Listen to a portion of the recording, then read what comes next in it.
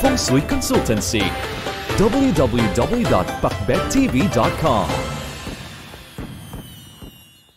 May nang babackstab ba sa iyo, kapakbet? Sinisiraan, gumagawa ng kwento, at pinag-uusapan ka ba ng mga negatibong tao? Para sa iyo ang video na ito, kapakbet. Paano nga ba umiwas sa mga negatibong tao ngayong Year of the Wood Dragon 2024? Sasagutin natin yan ngayon. Ang mga taong may masamang budhi at negatibo, kapakbet, ay tinatawag nating petty people. Makakakita ka ng mga petty people kahit saan ka man magpunta.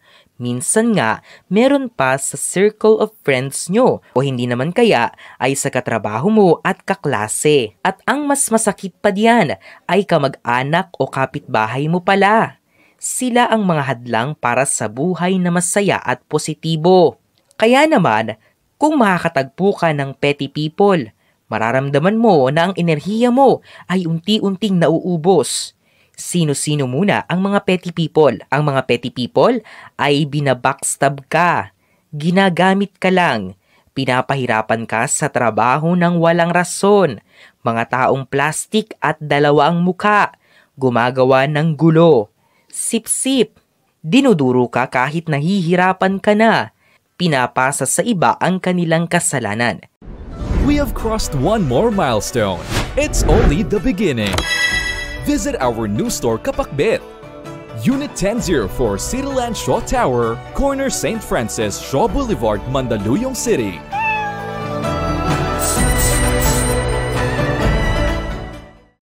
Ngayon mga kapakbet, kung meron kang kakilalang mga petty people ngayong 2024, ito na ang taon natin para umiwas sa kanila dahil wala naman silang dalawang swerte sa ating buhay. Puro kamalasan lang at negativity. Paano umiwas? Una, maglagay ng cactus. Pagdating sa feng shui mga kapakbet, hindi naman talaga malas ang paglalagay ng cactus sa bahay. Nagiging malas lang ito kapag wala ito sa tamang pwesto kasi meron itong dalang shaki o sharp energies. Halimbawa, ito ay nilagay mo sa gilid ng inyong main door. Bad placement ito. Pero alam mo ba na ang paglalagay ng cactus ang isa sa mga pamamaraan para makaiwas ka sa mga petty people sa iyong buhay, lalo na ngayong year 2024.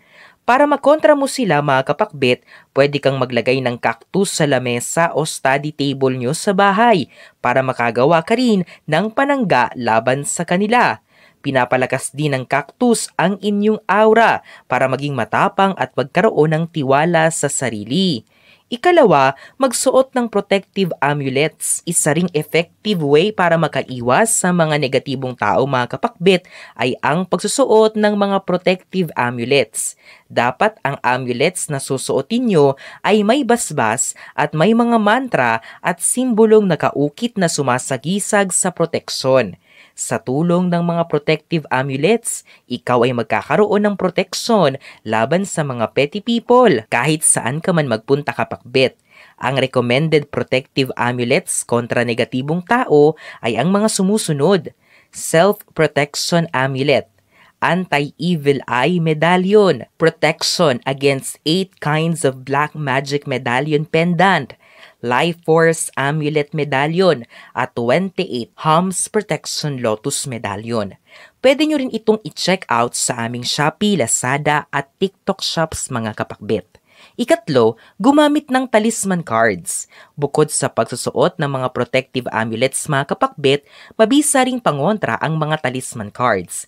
Makakatulong ito upang magkaroon ng balanse sa inyong paligid at mataboy ang mga susubok na sirain ka. Ang recommended talisman cards mga kapakbet ay ang mga sumusunod: Anti-Jealousy Hamsa Metal Card at Hamsa Hand Life Force Talisman Card. Pwede nyo rin itong i-check out sa aming Shopee, Lazada at TikTok shop sa mga kapakbet. Ikaapat, panatilihin ang bahay na malinis. Kapag malinis ang bahay mga kapakbet, hindi ito mag-iimbita ng mga petty people. Mga good and positive people ang iimbitahan nito. Kaya naman, kung sa tingin nyo ay lapitin kayo ng mga negatibong tao, tignan ang bahay dahil baka madumi pala ito. Ikalima, magsunog ng wishing paper o incense. At ang panghuli mga kapakbet na paraan upang makaiwas sa mga negatibong tao sa iyong buhay ngayong 2024 ay ang pagsusunog ng wishing paper or incense. Nililinis kasi nito ang aura at energy sa paligid na makakatulong upang mataboy ang anumang bahid ng kasamaan at negativity.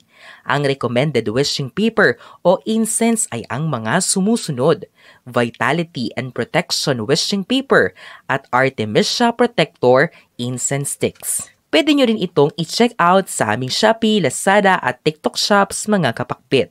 Tandaan natin mga kapakbet na kahit may gumagawa sa iyo ng masama, huwag mong piliin na sila ay masasaktan din kahit mahirap man gawin.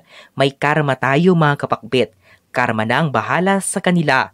Sabi nga, do good and avoid evil. At kung mabuti kang tao, good karma ang dadalaw sa inyo. Kung masama ka namang tao, bad karma ang dadalaw. Kaya naman mga kapakbet, spread love and peace, not hate and negativity ngayong year 2024. Nailista nyo na ba ang mga paraan para makaiwas sa mga petty people o negative people? I-comment nyo na yan. Ang mga interpretasyong ito ay pawang gabay lamang. Nasa sa atin pa rin ang desisyon at tayo pa rin mismo ang may hawak ng ating kapalaran. Huwag po nating kalimutang magdasal at manalig sa may kapal. Hinding-hindi niya po tayo pababayaan. Huwag kalimutang mag-subscribe, i-like at i-share ang videong ito sa inyong kapamilya at kaibigan. Maraming salamat sa panonood mga kapakbet.